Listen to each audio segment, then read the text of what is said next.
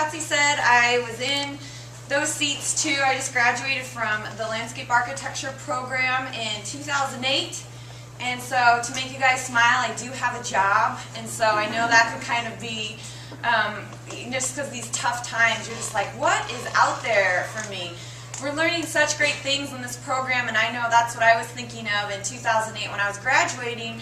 Really liked all the classes I was going to, learning a lot of great stuff, and then the economy's at a standstill, and that could kind of be disheartening. But what I love about this topic is that we're talking about the future, and so that's really good. And I Googled vegetation plus future, and that's what I came up with. So I don't really know what that is, but it looked kind of funny. It looks like an eyeball with like a plant or something. And so first I'm going to talk a little bit about the Local Government Commission. Has anyone heard of the Local Government Commission? Anyone? Oh, a couple hands. Oh, that's great.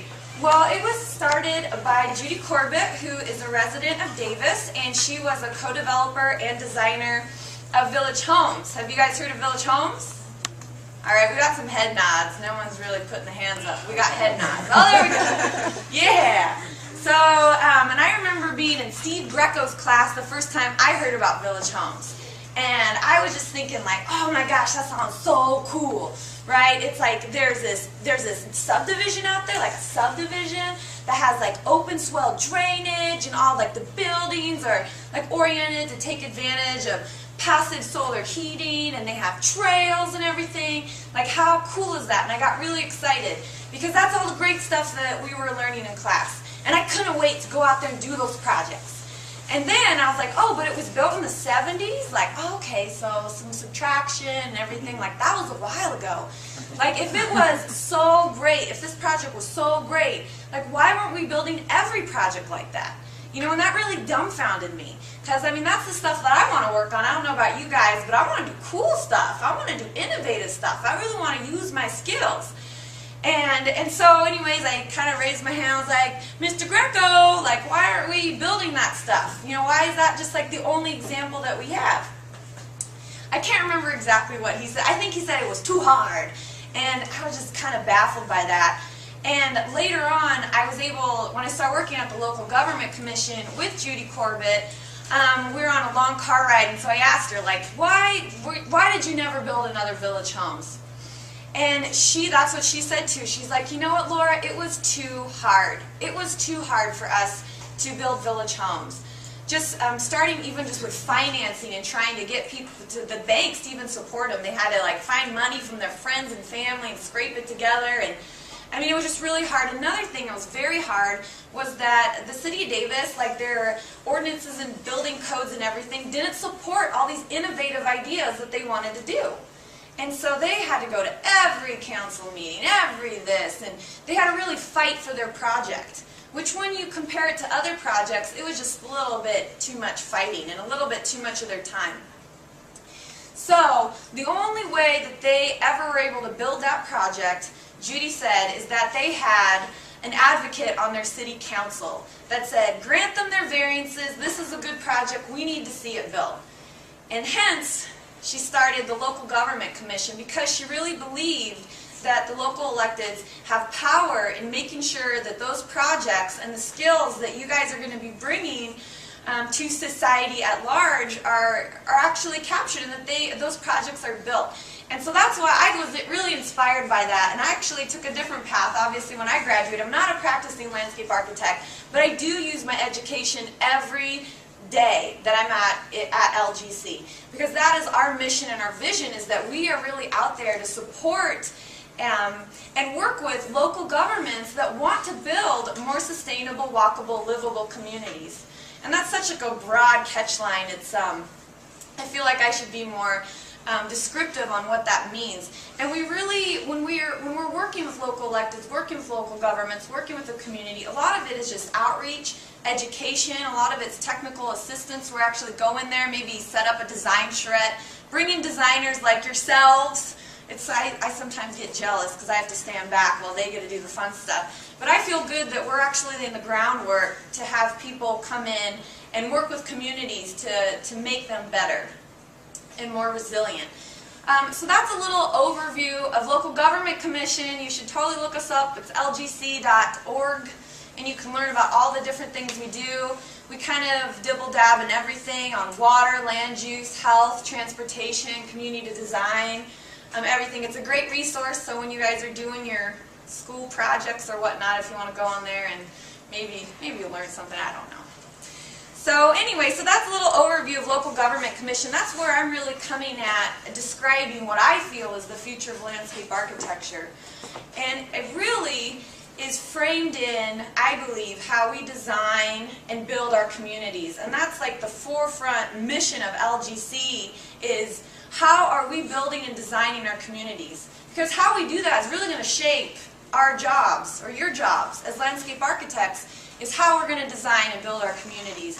And what's the future of that? Where is that going? And so now I want to talk a little bit about what we see the challenges that we're facing right now, and how that's going to shape the opportunities and where we're going in the future.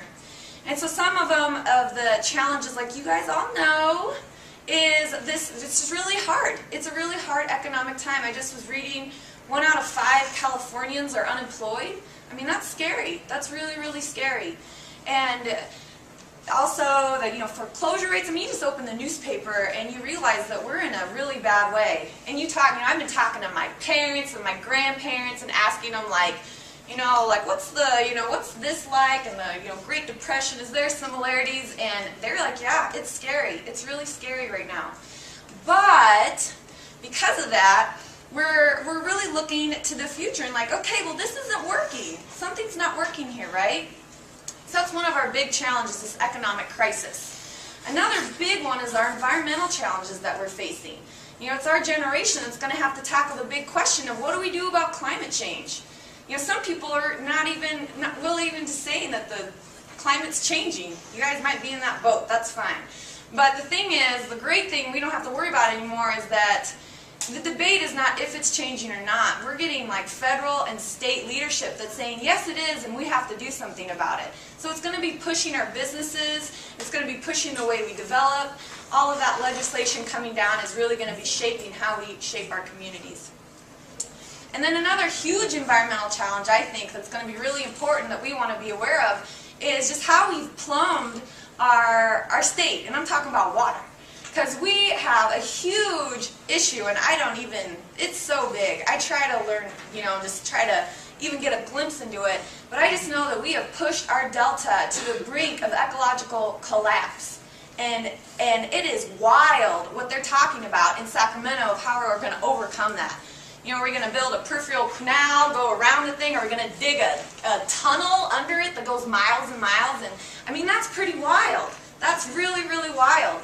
And landscape architects are going to be involved in that. If they're not, that's silly, because this is really talking about restoring a habitat that's just been used like it was a big pipe or system, but it's not. It's a habitat.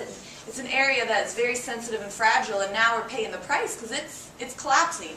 And we're going to be making big investments as Californians to try to help that out. So we have the economic crisis, we have the environmental crisis, and another crisis I think is big time for California and our nation is just a health crisis.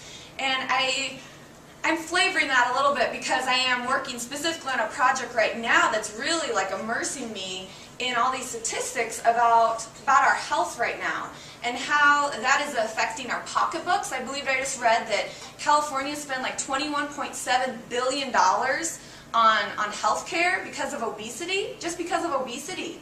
I mean, that's pretty wild. And that's people not being able to go to work or they're sick, and there's lots of factors that they look at of why we're spending that much money. And a lot of that's falling onto our businesses that have to cover those medical costs for people who lose out of work or have to go to, for a myriad of reasons. So that's a big issue for us is looking at health. And you're like, well, what does landscape architects got to do with health? And there's a lot. It's a lot. There's a big role to play for landscape architects to get people out there and start biking and walking and being outdoors. So, okay, let me see. I kind of forget what my slide orders are here. So with challenges, there we go. This is my political campaign. No. I like like that picture. Okay. So with challenges come opportunity. Yay! Look at that guy. You go, he says. He is very, very happy. So with challenges come opportunity. And there's Obama. That he's coming. So this, I guess, I put some other pictures in here to kind of look at our challenges. So this is what we're dealing with now. This is on the ground. This is what I think we're all going to be dealing with, right? The building industry's at a freeze. No one is looking to build more. We have enough single-family housing stock to last us, I don't even know how long. But this isn't working anymore. This pattern development is not working more. It is too expensive for cities and counties to maintain. It takes too far to drive. People aren't going to be able to afford gas to even get to their home, to work, or anything. So what do we do with this then? If this isn't working, it's broken. And so that is a big question that we are going to have to think of innovative solutions for. Oh, we got more depressing ones. Look at that one. We have cul-de-sacs, totally disconnected street system. I don't even know where you go to get some milk. I have no idea. And so, I don't know if I have a little pointer. I don't. And then how we're building our roads. I mean, I'm not surprised that people aren't walking or biking, because I don't know who would want to walk or bike on these roads. And then, this picture's been used so much in LGC presentations, it's awesome. I think we all have used it. And we always like to circle the one lone pedestrian out there. He's trying. He is out there, and he is going to make it across. And I heard in one presentation, I really liked it, how they were saying, if you want to know if a community's healthy, you got to look for the pedestrian, because they're like the indicator species. So if you see a pedestrian out there, then you know that you've designed a vital and healthy community. So you guys can use that, because I ripped it off and used it. So these are our other issues. It's just, looking at our single-family housing stock that we have, just tons of, and the question is, what are we going to do with it? Ooh, look at this picture. I like this one. One of the, pretty wild. I don't know how they're going to get that out. They need a before and after picture. Another big challenge that I didn't realize, one of the first projects I worked on at Local Government Commission was watershed-based land use strategies. And I was like, I just graduated landscape architecture. I do not know what you're talking about. But it was really interesting. It was looking at how do we protect and manage our watershed by looking at the community out. So how are we building our community, and how does that protect our watershed? And a lot of watershed plans, they go out there and they're like, there's a little frog, don't touch them. Here's some bushes, leave them alone. And they go and catalog everything that you don't want to touch. Well, the things that are touching it is us. We're touching it with our roads and our buildings. So if we don't start thinking of like, well, how do we plan our cities and roads and everything else so we can protect our watershed? So that was one of the first projects I worked on at Local Government Commission. And what I realized is that we have another big issue is we have aging infrastructure. And this is a picture of that where a water main broke under the road and created a sinkhole, and there goes your fire engine. But this is a big issue that a lot of cities and counties are facing. Their water infrastructure, it's like, what's that? I was trying to think of that saying. Oh, out of sight, out of mind. It's under the road, you don't see it, so who cares? It might be 50, 80, 100 years old. And what I realized is that a lot of these water mains were put in, they were subsidized by the government, where they came out with grants, put it all in, and then the cities, then now they have to replace them. Those grants aren't there anymore. And so what do? You up your rates? What community wants to say, up their rates? They've been getting away with just paying this much for so long, and then now the city has to replace their infrastructure, and they don't have grants to do it, so they have to go to the community and ask them to update their infrastructure. So this is another problem, and I'm thinking more and more, it's like, how can we build our communities in a way that we don't have to rely so much on this infrastructure that eventually gives out and maybe fails. So, and that's the whole idea of gray infrastructure versus green infrastructure, which I think landscape architects can really take the lead on, is how do we manage our water and our storm water and our sewage and our wastewater? How do we take it out of the gray pipes and the gray facilities for treatment, and how do we start making green infrastructure to treat those things? Maybe that's Maybe that's a little glimpse into the future. I'm not sure, but I know that these are big problems. And so going to climate change, I stole this slide from somebody. So it says 11 of the last 12 years, from 1995 to 2006, they rank among the 12 warmest years in the instrumental record of global surface temperature. So bottom line, we're heating up, and we're heating up in a big way. So what does that mean for California?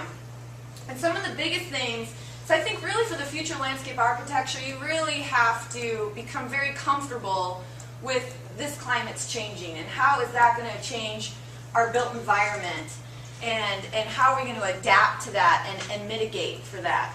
So here's some different scenarios that they're looking at.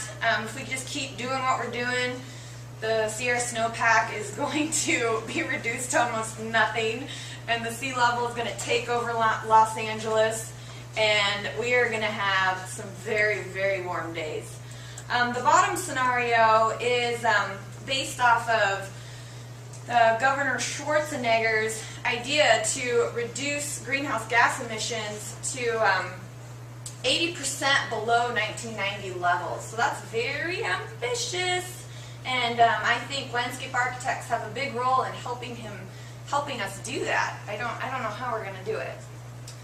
So, and another tie-in to talk about our health too is that it's not just obesity, but there's going to be other health effects because of our changing climate.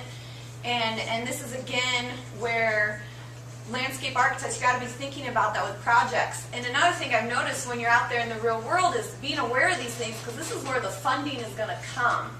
There's going to be funding coming out to help communities, cities, counties adapt to climate change and health. And so as landscape architects, if you're looking for business, you might want to be aware of these issues so that you can respond to them and hopefully get some funding to do some work. So this is another thing I just had to put in here because it's pretty astonishing. These are going back to the obesity rates that are going on right now, or the obesity trends in U.S. adults. I mean, it's a big issue. The more that we can create spaces that actually get people out there walking and biking, and as you guys, we all live in Davis, so it's wonderful, right? We love to bike and walk because it's safe, it's comfortable, and it's fun. So, I mean, I think those are the three things, and I think landscape architects are good at all of those things, of making it safe, comfortable, and fun. So let's breeze through here real quick. So 1985, we have a couple states that are kind of tipping the scales here, where 10 to 14% of the population is what I think, is overweight. Okay, so as we go 5 years, it's catching on.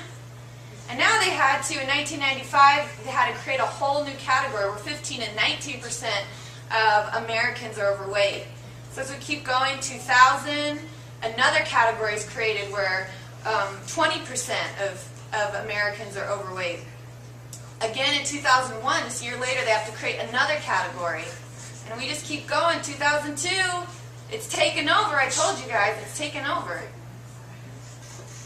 And then now is it 2005, we have yet another category of 30% of adults are 30 pounds, or you guys, the BMI is over 30, so that means 30 pounds overweight for a person that's 5 foot and 4 inches.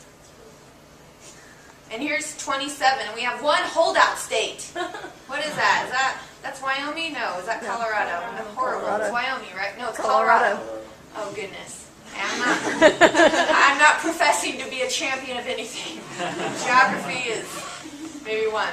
And you can kind of understand why people aren't walking or biking. This is another kind of crazy statistic where the percentage of children walk or bike to school. I walk to school. I don't know, but I lived in a cute little town called Oakdale where you could still walk to school. So, but in 1974, 66%, and now 2000, 13%. I mean, that's pretty wild.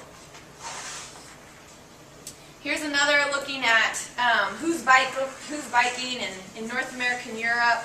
A little breakdown. U.S., we are not winning. We think we are winners, but we are not winning this one. Look at Holland. They are kicking our butt. And Germany. Look at Holland. They are kicking our butt. And Germany. That's Mark Francis's territory, huh? I bet he could speak to that. Oh, and then diabetes. This is kind of crazy too. And I mean, it's sad. Diabetes, 1 in 3 born in 2000 are going to be afflicted by diabetes. Is that nuts? I mean, that's our responsibility, you guys, not to like put the pressure on you, but that's our responsibility as designers of people who are going to go into communities and create places where people live and work and play. You know, not to put it all on you, but I might as well since I'm up here. So that's your responsibility. I've given you an assignment. Sorry, Patsy, can we add that on to their assignment? Okay. You must reduce diabetes to pass 190. And this is kind of a neat study looking in Atlanta where they actually correlated the higher density or more the mix of uses where you live and the probability of having obesity. So where it gets really little over there on the right, that means you're living in, you have a lower probability of getting obese and you live in a higher mix of land uses. So that means you have your little corner store and your school and your residences and you are walking and getting your exercise. And this is actually from my hometown of Oakdale. I hate this street. It is our main highway, but this is just to show like what kind of environments are we creating for people to walk and bike. And so that's why I really feel like this is our area, this is our turf as landscape architects, where we do have a role in health, and we do have a role in reducing diabetes, reducing heart disease, reducing our waistlines, by creating places that are a little bit more engaging than this, you know, just a little bit more, and we would be good. So here's another one. This is in Lincoln. You can walk in the dirt path to Burger King. And so this is a photo sim by this guy, Steve Price, and it's fun. I've always wanted to try to do one, but, you know, that's for when maybe I retire. I don't know when that's going to happen. But I think just one of the things landscape architects really bring that I've realized to this whole idea of, you know, when you're working with clients, they're looking at their suburban houses and they're depressed because they don't know what to do with them, and they're like, oh, this isn't working, we got all this junk, and you know, what's the future for us? How do we retrofit those areas? Because I think our future is all about reimagining, redevelopment, and retrofitting. So just put a re on it and a verb, and you got your future. Because that's what we're going to be doing. We're going to be cleaning up the messes of the past. So here's a way that Steve Price goes into communities and starts getting their juices flowing to figure out, you know, what they might want to do. So this looks pretty normal, right? Humongously wide street. I don't know why it has to be that wide. A little bitty sidewalk. And a big old parking lot right there. So, I mean, that is attractive, especially if you like the color gray. You are just, that is probably your favorite place to visit. So here he puts in like, okay, so what can we do? What can we do to kind of spruce it up? And you know, put some trees in, expand the sidewalk, put some on-street parking. He colored the median in the middle to try to give some like separation to the road so you don't just see this big gray, but now it's kind of visually it looks smaller so you might drive slower, not run over pedestrians. And then over time, maybe businesses will be attracted to the area and start creating that dynamic place where people want to go and visit and shop. So another exciting thing, I know I'm running out of time. I was telling Patsy I didn't know if I'd have enough to say, but obviously that's not my problem. Some of the fun things that LGC that I've been interested, or Local Government Commission, I shouldn't acronym it too quickly here. You guys are like, LGC, what is she talking about? Is kind of the leadership that we're seeing at the federal and state and local and like site level. I even put site in there. Because it's really, they're all recognizing that we need to go a different direction. Now we got Obama in there, and he made the Department of Transportation, Housing and Urban Development, or I think Housing and Urban, is that right? HUD, I always call them HUD. That's the problem with acronyms, you forget what they stand for. And EPA, and so these departments, he's like, you guys have to work together. There's no more doing this separate little thing where you make your little grant, and you do your little transportation project, and you do your little grant, and you like, do that over there. It's like, you guys need to work together because we need to build communities and projects that integrate land use, transportation, community design that are environmentally sensitive. So work together, do what you got to do, but when you create your grant opportunities, you got to make sure all those are in there. Okay, and then another one, and then with the state, it's really cool that we live in California. I'm really excited. We have a lot of great stuff that we're doing. Has anyone heard of AB 32? Yeah, because that's where we live in California. That's why we heard about it. Maybe if we lived in Alabama, we wouldn't. But we live in California, and we know about AB 32, and that's really going to be shaping how our communities develop. People are going to start thinking like, oh crap, I don't know, I'm being recorded. Excuse me. You know, the Attorney General is suing people. You guys know this? If you don't, in your CEQA, like they sued Stockton, he sued Pleasanton. I don't know who else he sued. He's so happy these days.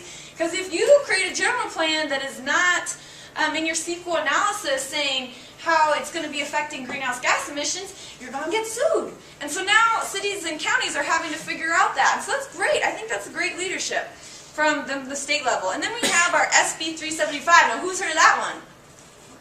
No, SB 375. That's going to help us implement the AB 32, and that's tying the transportation and land use together in California.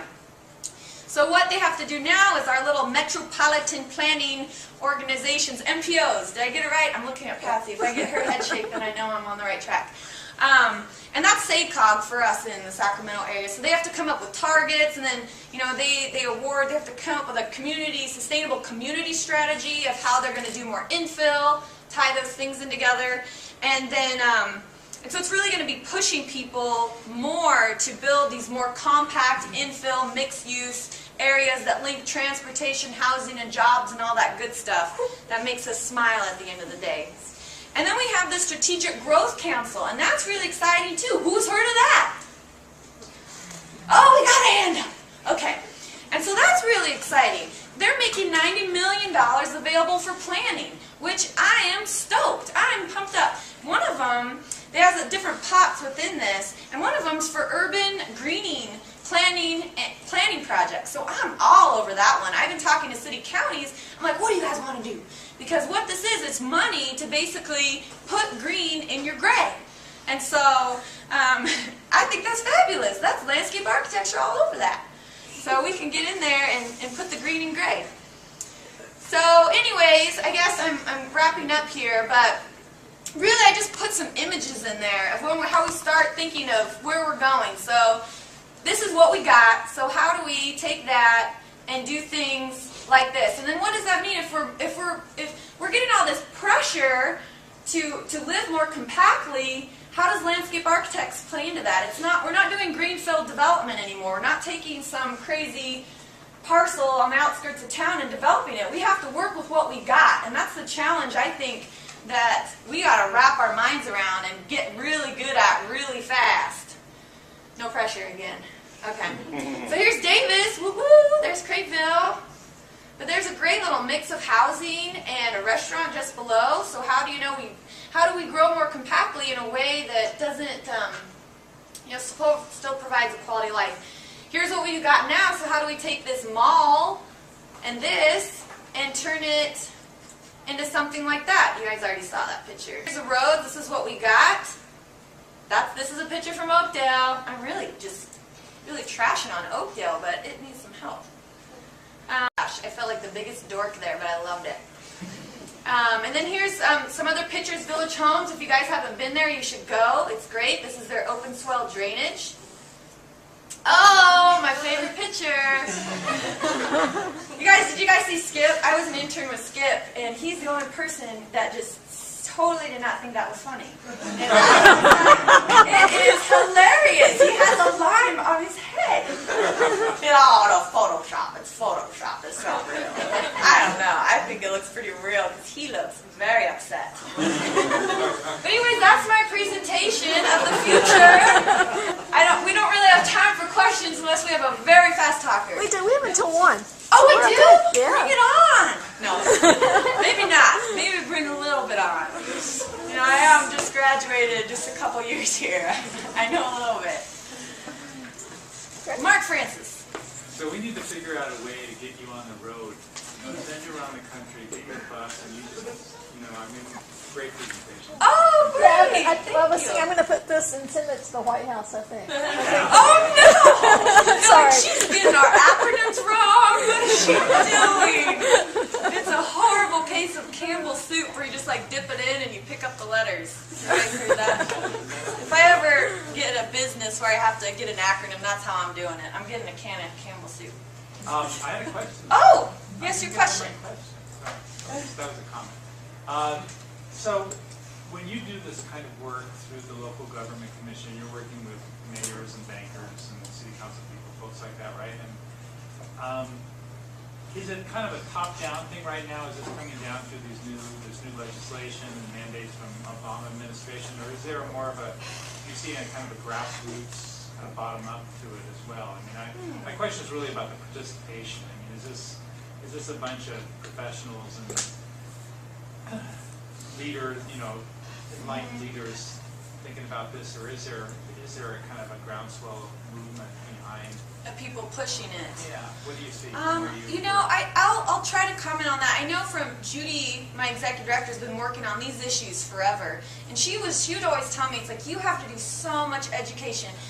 Just because now that we're seeing the state and feds, I mean, they're almost the last ones to buy in. Like, it takes like tons of that grassroots and that education and people like Judy Corbett and other leaders in the field of talking and rubbing elbows and saying, and getting those, working with the universities and actually getting that research. When we work with local governments or local elected leaders, they don't really want to put their neck out too much because they have to be elected. They'll take risks, but they have to be calculated risks. And they want that data, they want that research to back them up. And so things like that study in Atlanta are really helpful, and the more research and partnerships that we do with our universities, I think, are better. So, I don't know. I think people are finally getting it, and now that they're seeing kind of the costs of how we've been developing, with our infrastructure, with our roads, like city and counties just can't maintain them anymore. That's what I've been hearing, just talking with local electeds. So they're starting to, being green and great is like, that makes your heart feel good if you work at a nonprofit like myself. But if you're trying to manage a city or county, it's the bottom line. And you got to make sure that works out. So I don't know if that answered your question. Yeah.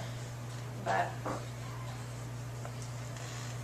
So about the infrastructure, with the work that you've done so far and seeing some of the inside players and how money is managed, are you noticing that some places are not using the money that's supposed to be used for infrastructure maintenance on other things? Because I remember reading about Hetch Hetchy and San Francisco's water and how they had so much assigned for infrastructure management, but over the years they've ended up, it was like a surplus, and they've ended up using it for other programs, for social issues and other things.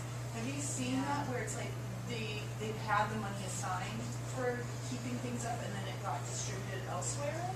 I don't, but it's not surprising. It's like nothing sacred. Just when we look at what they're doing right now for our state budget, I'm still young and still getting pretty oblivious to a lot of things, so it still astounds me. Like, how could they just take that money? And it's just they can't. Like, I don't really know how it works, but, so yeah, that's not surprising. I don't know. I don't know if Mark or Patsy has a comment on that, but of kind of how that works in as far as city or county budgets go. But one thing I've learned being at local government commission is that 75% of the city's general fund goes to police and safety, or fire and safety, which I had no idea. I don't know if maybe that's not shocking to you guys. Maybe you guys already knew, but I didn't know, and that's a real concern. Like when you're working with cities and counties and local governments. When you're pitching this idea of, let's do a green street, right? Oh yeah, it's fabulous. And they're dealing with safety issues and people, providing enough police and fire service. So I guess that's another thing I learned working at the local government commission is like, you got to understand where your issue is relative to the larger issues. And you got to be aware of that and sensitive to it. Yes? I wasn't really understanding that it was really, the money went towards what produced the most tax revenue. Really, I've even kind of something like that. That's really the goal of the projects that are most important, and they build to the ones that are going to eventually, generate more real estate, value, that kind of thing, more taxes, more revenue. comment? Yeah. Does your organization ever use the argument that in order to maintain public safety, that in the areas of places like water quality and to prevent fire trucks from falling through streets, that these projects should be created and something like that? Do you use that argument? I think I think that's why I have that photo in my collection, and because I just think it's becoming more and more relevant, and I think that has also done pushed this conversation of like, okay, it's too expensive to build this way anymore, and these are some of the reasons why. And so I'm not saying everything that we put underground in our gray infrastructure we're going to be putting on top of ground, like with our open swales and everything, but I think there are some things that we got to start rethinking about how we're doing it, and so that really, it speaks to people when they see kind of their systems failing and the costs of that, and it starts people start rethinking their strategies, I think. But we'll see. I've been in this 2 years. Much more will be revealed. It seems to me with all the infill development work you guys do, putting people in a central area, having their resources close to them so they can walk to and things like that, it seems like it kind of promotes consumerism, right? In the sense that people are right next to where they are, and everyone has what they need near where they are. So I was just wondering, with the obesity things that you were talking about, do you guys do anything to promote kind of like anti-consumerism, like maybe just go out and have fun in our landscapes that we're building for you, and don't just go buy things, because that doesn't seem very sustainable, going out and just buying and buying. I've never heard that before, but that is, it is like, and we never thought of it in that way, but it just always seems to me that sustainability is about not using resources, and consumerism is, the use of resources. Yeah, and I think when we're promoting infill, we're thinking of the larger resources. Like, for instance, I was at this talk, and it was for the Watershed gig. I was giving a little talk about how do you plan your community so you protect your watershed. And one of the big things there is impervious surfaces, because the more impervious surfaces you put down, the more stormwater it collects, and the more junk it dumps into your rivers and your streams that we drink from, right? So that's not good, because then you're expending energy to clean up that water and make it healthy, and so that's really not good. And so one of the things we promote is that the best practice for watershed management is just build infill, to build more compactly and reduce your stormwater, your footprint, your impervious footprint. So when you're putting more people together, I think there's different levels of consumers, but when we're looking at large consumption of our natural resources, I think overall the benefits that you get from infill are going to outweigh that, maybe. I was just wondering if you tackled Yeah, we haven't tackled that. We just want people to build infill, and when they start buying too many donuts, then we have to get onto that one. Any other questions or comments? Are you guys coming?